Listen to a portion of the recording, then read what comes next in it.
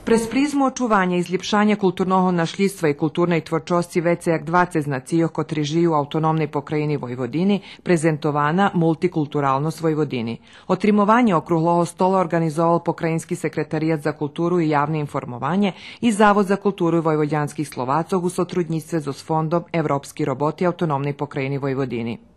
Учесников привитал председател покрајински влади Бојан Пајтич, а покрајински секретар за културу и јавно информување Славиша Грујич у својем викладању бешодовал отим јакше у секретаријату стимулује интелектуални дијалог, запровадзује стабилна вјаза меѓу заедницами и јакше обезпечују механизми за чаранку културних змистох.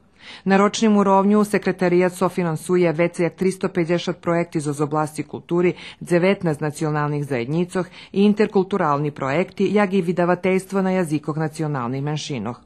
Тиштак спомнута и радиотелевизија Војводини, котра емитуе програму на 10 јазикох.